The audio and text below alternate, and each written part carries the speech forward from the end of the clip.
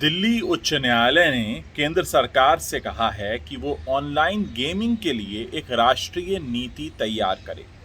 आप सभी लोग इस बात को अच्छे से जानते होंगे कि पिछले करीब 1 साल से भी ज़्यादा का वक्त हो गया, हमारे घरों में रहने वाले बच्चे ऑनलाइन क्लासेस अटेंड कर रहे हैं और इससे उनके मानसिक स्वास्थ्य पर असर पड़ना शुरू हो चुका है। ऐसा कई विशेषज्ञों का मानना है और अब दिल्ली उच्च न्यायालय ने भी इसकी तरफ रुख किया है। ऑनलाइन क्लासेस हों या मोबाइल गेमिंग, इसका बच्चों के मानसिक स्वास्थ्य पर बहुत बुरा असर पड़ता है। ये बात कई अध्ययनों में सामने आई है। जानकार ये भी कहते हैं कि मोबाइल के स्क्रीन पर जो एक छद्म तस्वीर बनती है, जो एक नकली दुनिया बनती है, वो बच्चों की सोच पर बहुत गहरा प्रभाव डालती है और उसकी वजह से उनके ऊपर जिस तरह के असर आने वाले समय में हो सकते हैं, वो काफ़ी घातक हो सकते हैं। अब दिल्ली उच्च न्यायालय ने जब केंद्र सरकार से ये कहा है, तो निश्चित तौर पर सरकार इसकी तरफ कदम उठा सकती है।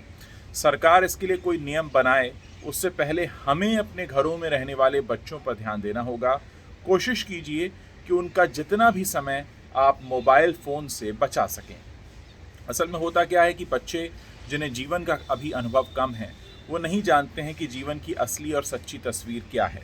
ऐसे में जीवन को असली तरीके से समझने से पहले अगर उनके सामने एक नकली दुनिया बनने लगेगी, भले ही वो मोबाइल गेमिंग के तौर पर हो, तो उनके दिमाग में कई तरह के विचार जन्म लेने लगते हैं और जाहिर है उन विचारों के सही जवाब नहीं मिलते और सही जवाब न मिलने की वजह से उनके मन में कई तरह के ऐसे सोच विचार जन्म ले लेते हैं जो कि उनके लिए काफ़ी घातक हो सकते हैं।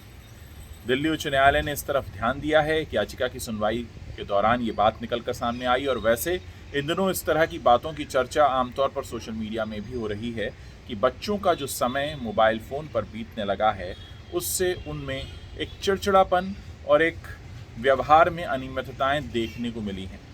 आप लोगों ने भी क्या ऐसा महसूस किया है? आप मेरे साथ अपने विचार शेयर कर सकते हैं और मैं चाहूँगा कि आप लोग अगर ऐसे कुछ सुझाव दें एक दूसरे को, जिससे कि बच्चों की मोबाइल से दूरी बढ़ाई जा सके। हालांकि ये बहुत आसान नहीं है क्योंकि इस समय ऑनलाइन क्लासेस चल रही हैं, लेकिन इस बात को बहुत से लोग पहले भी कह चुके हैं कि ऑनलाइन क्लासेस और मोबाइल पर ज़्यादा वक्त बीतने की वजह से बच्चों के व्यवहार में बदलाव आ रहे हैं। इस पूरे मामले पर आप अपनी क्या सोच रखते हैं, मुझे ज़रूर बताइएगा।